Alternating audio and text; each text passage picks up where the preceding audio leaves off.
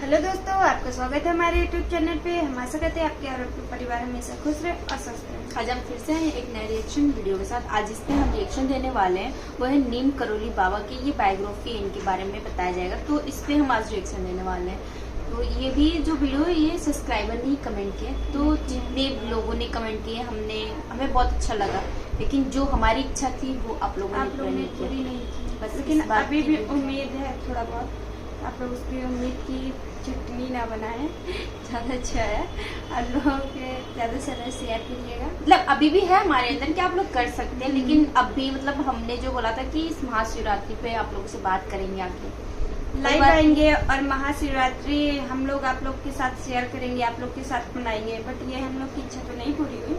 अब आगे देखते हैं कब तक आप लोग हमारी इच्छा पूरी करते हैं, कब आपसे मुलाकात होती है। बाकी इस वीडियो में आप बने रहिए। तो बहुत अच्छे होंगे। मेरा नाम सिद्धांत अग्निहोत्री, स्टडी एक्टिव पे आपका बहुत बहुत स्वागत है। आज हम बात करेंगे दोस्तों नीम करोली बाबा की। आपने इनका नाम सुना हो, शायद ना सुना हो। इनको जादुई बाबा भी बोला जाता है, लेकिन दुनिया भर में इनके भक्त हैं। जी हाँ, दुनिया भर में इनके भक्त हैं।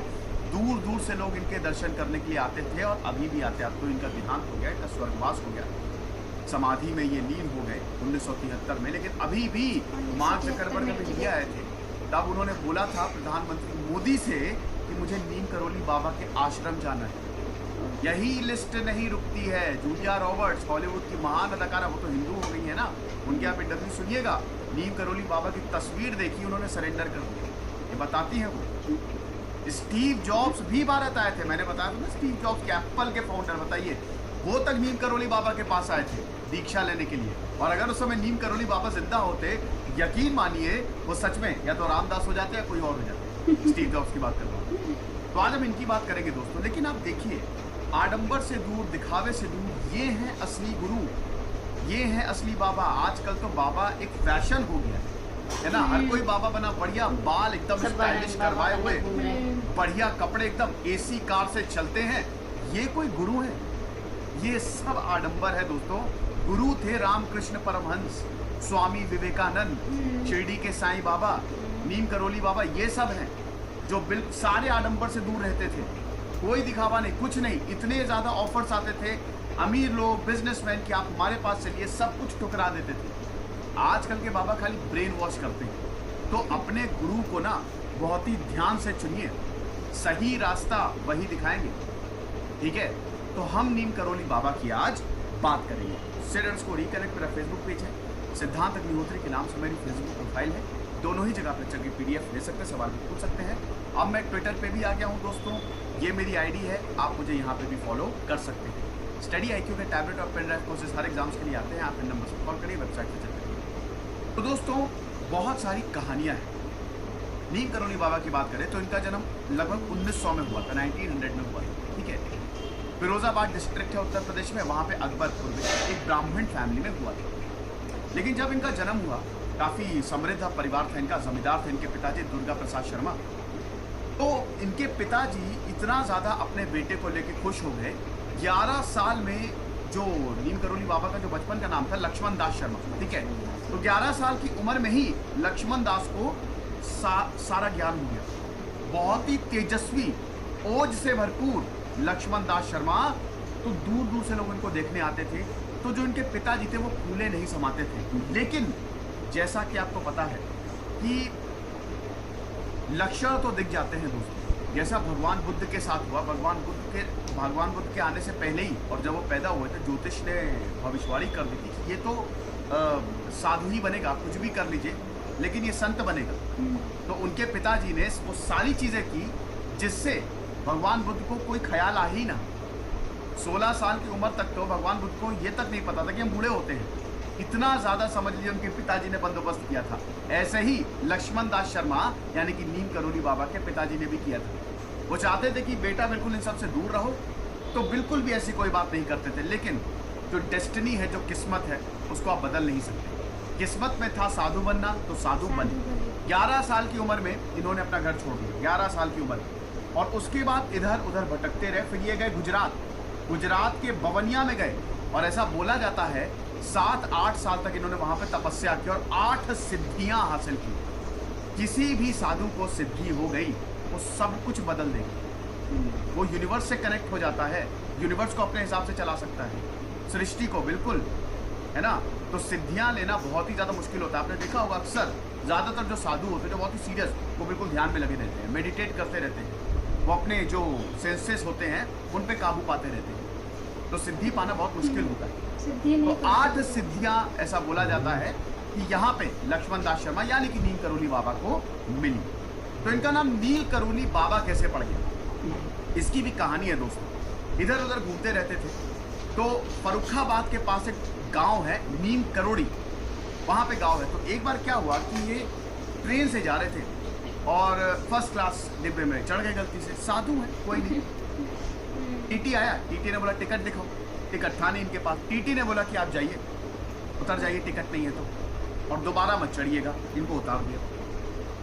नीम करोड़ी बाबा जो थे वो उतर तो गए, लेकिन जब नीम करोड़ी बाबा उतरे वो ट्रेन स्टार्ट ही नहीं हुई। ये कहानी है दोस्तों, वो ट्रेन स्टार्ट ही नहीं हुई और नीम करोड़ी बाबा वहीं बैठे रहे। तब यहाँ पे ड्राइवर और टीटी को ये एहसास हो कि उन्होंने कितनी बड़ी गलती कर दी। तो ड्राइवर ने गए नीम करोड़ी बाबा के पास और उनके हाथ पैर जोड़े, बोला कि आप प्लीज ट्रेन के अंदर आ जाइए ताकि ट्रेन हमारी चल पड़े।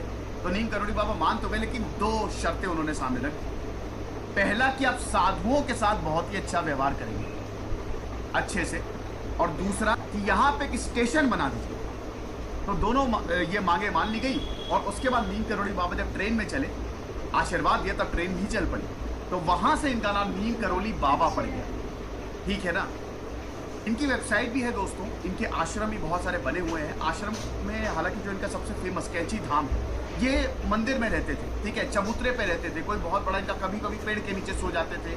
तो कोई इनका बहुत ऑफर आते थे, बड़े बड़े लोग आते थे कि आप हमारे साथ चलिए, हमारे घर में रहिए, सब ठुकरा देते थे।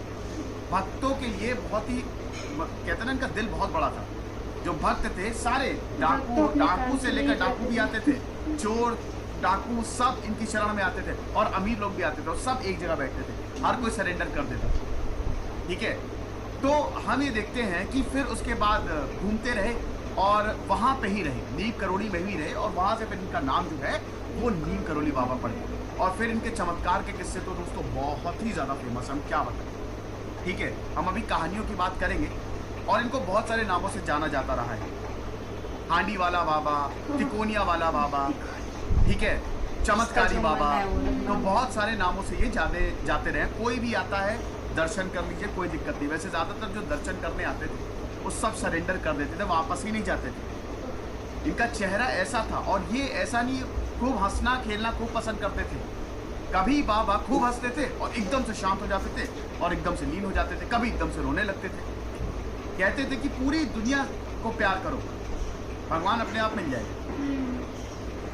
2 मेन आश्रम इन्होंने बिल्ड किए वैसे जब तक ये जीवित रहे। एक तो वृंदावन में है, अभी भी है, लेकिन आपको अगर यहाँ पे जाना है तो आपको परमिशन लेनी पड़ती है। और एक कैंची धाम, ये नैनीताल के पास है। ये बहुत ही कम दिन यहीं पे ही मार्क ज़करबर्ग गए थे, और एक दिन उन्होंने सोचा कैंची धाम में बिताएंगे, लेकिन 2 दिन बिता दिए, ऐसा था। और उस समय फेसबुक बहुत ही खराब समय से गुजर रही थी, और जैसे ही बाबा का आशीर्वाद मिला वापस आ गए।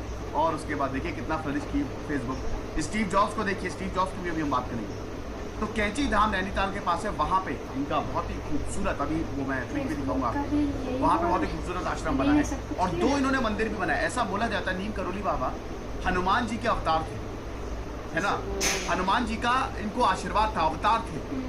तो ये भी इनके सामने बोला जाता है, और बहुत सारे मंदिर भी इनके नाम पे बनाए गए, ठीक है ना। एक 1964 में हनुमान मंदिर इन्होंने खुद बनाया, और 1973 में 11 सितंबर 1973 में इनका देहांत हो गया था। डॉक्टर्स ने बचाने की बहुत ज़्यादा कोशिश की, लेकिन इसके मतलब महाराज जी के बारे में बोला जाता है कि जब वो हॉस्पिटल में थे तो डॉक्टर्स बार बार इंजेक्शन लगा रहे थे, ऑक्सीजन मास्क। तो महाराज जी ने ऑक्सीजन मास्क निकाल के फेंक दी, और उन्होंने बोला कि अब मेरा अब समाधि लेने का वक्त आ गया है, मुझे गंगा जल चाहिए। और ओम जय जगदीश हरे यही जप रहे थे। इसी तरीके से गंगा जल दिया और फिर समाधि में लीन हो गए, ठीक है। तो 1973 में हम देखते हैं कि इनका स्वर्गवास हुआ। अब दोस्तों हम इनके शिष्यों की बात कर लेते हैं, इनके चमत्कारों की बात कर लेते हैं। इसमें सबसे बड़े रामदास है।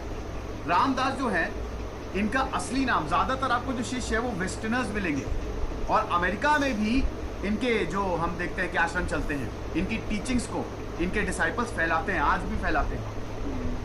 इनका असली नाम था रिचर्ड एल्पर्ट, ठीक है, अगर हम रामदास की बात करें। बाद में दीक्षा लेने के बाद इन्होंने रामदास ले लिया। रिचर्ड एल्पर्ट नाम था, ये अमेरिकन थे, हार्वर्ड यूनिवर्सिटी में पढ़ाते थे, हार्वर्ड यूनिवर्सिटी में पढ़ाते थे, प्रोफेसर थे और केमिस्ट थे। तो ये आए, ठीक है, घूम रहे थे, भारत भी घूम रहे थे, हिमालय पे भी गए और वहां पे इनको बताया, इनको पता चला कि एक बहुत ही चमत्कारी बाबा है नीम करोली बाबा, उनके पास चले गए। अब जब उनके पास गए तो उसके बाद क्या हुआ कि ये बड़े घमंड में अपने कि अरे मैं तो एक प्रोफेसर हूँ, कोई क्या मुझसे बहस करेगा, ऐसे ही बस मिलने ही चले गए थे। कोई ऐसा इनका नहीं था कि वहीं रहे या कोई श्रद्धा भाव से नहीं गए थे, ठीक है। और ये भी काफ़ी ज़्यादा उस समय दुख से और बड़े डिप्रेशन से एक तरीके से जूझ रहे थे। अब यहाँ पे गए, ठीक है, एक रात क्या हुआ, ये ऐसे तारों को देख रहे थे और तारों को देख के बहुत ही ज़्यादा दुखी हुआ। नीम करोली बाबा वही बैठे थे, इनके पास आए और बोला कि क्या हुआ बेटा, तुम तारों में अपनी माँ को देख रहे हो और हाँ मुझे ये पता है कि तुम्हारी माँ का जो देहांत था वो कैंसर से हुआ। जब ये चीज़ सुनी रिचर्ड एल्बर्ट ने सरेंडर कर। Hi, I'm Dr. Siddhi from Praya and I'm here to help you understand more about postpartum hair loss. Surrender कर दिया, चरणों पे गिर गए नीम करोली बाबा के। और उसके बाद ये पता चल गया कि ये तो सच में भगवान से कम नहीं है। और उसके बाद से रिचर्ड एल्बर्ट हो गए रामदास। उसके बाद भी एक कहानी है, रामदास केमिस्ट थे तो ड्रग्स लेके आए थे, एक पिल जो थी वो बड़ी खतरनाक थी। तो रामदास ने बताया कि ये एक ऐसा ड्रग है, अगर इसको 3-4 ले ले तो आदमी की मौत हो सकती है, हो ही जाएगी, एक ही मौत ही। तो वहाँ पे पूरी की पूरी जितनी भी पिल्स थी वो नीम करोली बाबा ने ली और एक साथ खा ली और उसके बाद कुछ भी नहीं हुआ, वैसे के वैसे ही खड़े रहे। और रामदास ने बोला नीम करोली बाबा ने, क्या मज़ा ही नहीं आया? ये असली मज़ा नहीं है, असली मज़ा तो है भगवान की साधना। पूरी तरीके से नीम करोली बाबा को सरेंडर कर दिया यहाँ पे और उसके बाद रिचर्ड एल्बर्ट रामदास हो गए। और ऐसी बहुत सारी कहानियाँ हैं दोस्तों, बहुत सारी कहानियाँ। स्टीव जॉब्स आए थे भारत 1974, स्टीव जॉब्स अपने दोस्त के साथ आए थे, ठीक है ना। अच्छा ये देख लीजिए, ये भी बहुत सारे, इसमें आपको यहाँ पे दादा मुखर्जी जो है प्रोफेसर एट इलाहाबाद, मतलब उनकी वाइफ भी, ठीक है, लैरी पेज जो है, ठीक है, जो गूगल के फाउंडर, याहू के भी जो फाउंडर है वो भी आए थे। ये थे रोजर, जॉन बुश जो फिल्म मेकर है, ठीक है, डैनियल गोलमैन और जूलिया रॉबर्ट्स। हालांकि जूलिया रॉबर्ट्स यहाँ पे नहीं आई थी, ठीक है। जूलिया रॉबर्ट्स ने नीम करोली बाबा की तस्वीर देखी और तस्वीर से इतना ज़्यादा सम्मोहित हो गई वो कि उसके बाद उन्होंने सरेंडर कर दिया और हिंदुइज्म को अपना लिया। जूलिया रॉबर्ट्स हिंदू हैं, आप देखिएगा उनके जो इंटरव्यूज आप देखिएगा, उनसे पूछा जाता है कि आपने हिंदुइज्म को कैसे अपना लिया, तो बताती है ऐसा क्यों किया, ठीक है। तो ये चीज़ थी। बाबा हरिदास ये भी फॉरेनर थे, ठीक है, ये भी फॉरेनर थे। और उसके बाद जब ये अमेरिका गए तो यहाँ पे नीम करोली बाबा की ही टीचिंग्स को इन्होंने आगे बढ़ाया। अच्छा, रामदास ने किताब भी लिखी थी, ठीक है, बी हियर नाउ। उसमें इन्होंने बहुत अपने मिस्टिक एक्सपीरियंस और नीम करोली बाबा के बारे में बताया है। इनके इंटरव्यू सुनिएगा, ये बताते बताते रोने लगते हैं, ठीक है। जय उत्तल ये भी एक म्यूजिशियन थे, ये भी बहुत बड़े, इनका नाम था वैसे डगलेस उत्तल। जब ये नीम करोली बाबा से मिले सरेंडर कर दिया। ग्रैमी नॉमिनेशन इनको मिला था जय उत्तल की अगर बात करें। स्टीव जॉब्स की बात करें दोस्तों तो 1974 में डैन कोट के अपने दोस्त के साथ आए थे। स्टीव जॉब्स का परिवार, मैंने उनकी बायोग्राफी रिव्यू की थी, बहुत अच्छा नहीं था। स्टीव जॉब्स एडॉप्टेड सन थे, परेशान थे, वो भारत आए। नीम करोली बाबा के बारे में स्टीव जॉब्स ने सुना तो नीम करोली बाबा के पास गए, लेकिन वहां पे तब तक 1973 में नीम करोली बाबा का देहांत हो गया था। स्टीव जॉब्स अगर नीम करोली बाबा से मिल लेते तो वो भी हरिदास रामदासी हो जाते। तो स्टीव जॉब्स उनके आश्रम गए, वहां पे इन्होंने काफी वक्त बिताया और उसके बाद जब वापस आए, स्टीव जॉब्स ही खुद बताते हैं, जब वो वापस आए तो पूरी तरीके से रिफॉर्म हो गए थे। और उसके बाद ही तो एप्पल, आप देखिए एप्पल आज कहाँ है, तो समझ सकते हो। यही स्टीव जॉब्स ने मार्क जकरबर्ग को भी बताया कि जब तुम भारत जाओ तो नीम करोली बाबा से, इसीलिए जब मतलब उनके आश्रम जरूर जाना। तभी जब मार्क जकरबर्ग अभी भारत आए थे तो मोदी जी से उन्होंने बोला कि मुझे आश्रम जाना है। कहाँ है नीम करोली बाबा का आश्रम? तो वहाँ पे एक दिन उन्होंने बिताया कैची धाम में। मार्क जकरबर्ग जो कि फेसबुक के फाउंडर है, एक दिन के लिए गए थे, लेकिन इतना अच्छा उनको लगा कि 2 दिन रुक गए और 2 दिन उन्होंने बिताया। ऐसे ही एक और कहानी है दोस्तों, एक एसपी की कहानी है, राम नारायण की। वो उनका प्रमोशन होना था एसपी का, लेकिन उनको पता चला कि शायद मेरा प्रमोशन नहीं होगा, ऑफिस जो है वो मेरा प्रमोशन नहीं करेगा। तो नीम करोली बाबा के भक्त थे, वो उनके पास गए तो नीम करोली बाबा से बताया उन्होंने तो फिर उन्होंने बोला कि नहीं बिल्कुल परेशान मत हो, आज ही तुम्हारा प्रमोशन हो जाएगा। तो उनको लगा कि नहीं होगा बाबा, बिल्कुल भी नहीं, कोई चांसेस नहीं। उन्होंने कहा नहीं परेशान मत हो जाएगा, और हो गया उनका प्रमोशन। वो एसपी बन गए। ऐसी बहुत सारी कहानियां हैं दोस्तों। भक्ति योगा बताते थे, मोक्ष को प्राप्त करने के लिए। हिंदुइज्म पे मेरा पूरा सेपरेट लेक्चर है, आप जरूर देखिए। तो मोक्ष को प्राप्त करने के लिए क्या है, या तो ज्ञान योग है, हठ योग है, भक्ति योग है, कर्म योग है। इसी से ही आप मोक्ष जो है वो प्राप्त कर सकते हैं। भक्ति योग आप ध्यान लगा सकते हैं, भगवान की भक्ति में लीन होकर आप ध्यान लगा सकते हैं, आपको सिद्धियां मिल सकती हैं। और यही नीम करोली बाबा के साथ हुआ। बहुत ही कम बोलते थे, बहुत ही कम, एक्सप्रेशन ऐसे होते थे, आंखों से ही ये कमाल कर देते थे। जो भक्त था इनकी बात समझ जाता था, ज्यादा नहीं, बहुत लंबे लंबे प्रवचन नहीं देते थे। और बिल्कुल सिंपल, एक कंबल में आप जितनी भी फोटोज देखेंगे बस इनको आप एक कंबल में ही देखेंगे। कहीं पे भी लेट जाते, कहीं पे भी प्रवचन शुरू कर देते, कहीं पे भी उपदेश देने लगते, जिससे जितने भी भक्त थे वो सब सरेंडर कर देते। और आज भी दोस्तों इनके आश्रम में देखिए, इनके मंदिरों में बहुत सारे फॉरेनर्स आते हैं। अमेरिका में तो बाकायदा इनकी टीचिंग्स को पढ़ाया जाता है। आगे बताया, जो इनके डिसाइपल्स थे जब वो वापस अमेरिका गए तो बाकायदा इन्होंने मिशनरी मतलब इन्होंने इंस्टीट्यूशन बनवाए, ठीक है, ताकि इनकी टीचिंग्स को स्प्रेड किया जा सके। किताबें लिखी गई इनके ऊपर।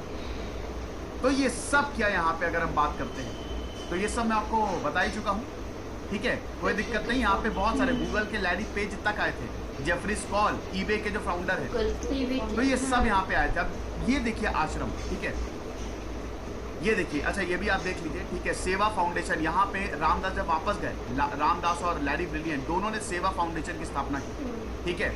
और ये एक तरीके से इंटरनेशनल हेल्थ ऑर्गेनाइजेशन, और यहाँ पे मेडिटेशन भी होता है, यहाँ पे भक्ति कैसे की जाए वो भी बताया जाता है, ठीक है ना। तो ये चीज़ है। और स्टीव जॉब्स ने इसको बहुत अच्छे से फंड किया। नीम करोली बाबा के कुछ भी उनसे एसोसिएटेड था तो स्टीव जॉब्स, क्योंकि बहुत अमीर होते ही वो, तो भर भर के फंड किया, ठीक है। तो ये चीज़ है। ये देखिए दोस्तों आश्रम है। यहाँ पे सर्दियों पे आप जा नहीं सकते। कैची धाम जो है सर्दियों में आप जा नहीं सकते, पहाड़ियों के बीच में है ये। सर्दियों में इसलिए नहीं जा सकते, इतनी सर्दी पड़ती है कि ये बंद हो जाता है। और यहाँ पे जाने से पहले आपको परमिशन लेनी पड़ती है, आप ऐसे नहीं जा सकते। इनकी बाकायदा वेबसाइट है, वहाँ पे जाके अप्लाई कर सकते हैं। तो ये बहुत ही मिस्टिकल एक्सपीरियंस होगा। मैं तो वैसे नहीं किया हूँ, लेकिन मैं जाऊँगा जरूर। तो ये लेक्चर था दोस्तों नीम करोली बाबा पे। आई होप आपको पसंद आया होगा। खुश रहिए, पढ़ते रहिए। इधर से सिद्धांत अग्निहोत्री सैनिक।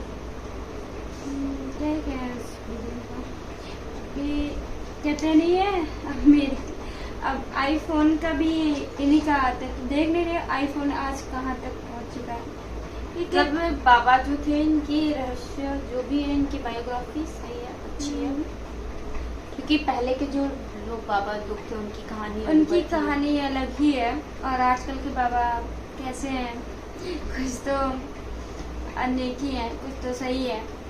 बाकी जो भी ये वीडियो कमेंट किया है बहुत ही अच्छे सॉन्ग है। ओह सॉरी, कहानी है इनकी, जो इनकी बायोग्राफी है मतलब सही है, अच्छी लगी इनके बारे में जान के। बाकी ये जो आपने कमेंट किए थे उस पर हमने रिएक्शन दिए, तो आप कमेंट करके बताइएगा ये रिएक्शन आपको कैसा लगा। और हमारे चैनल को सब्सक्राइब करिएगा, लाइक कमेंट शेयर जरूर करिएगा। मिलते हैं नए रिएक्शन वीडियो के साथ।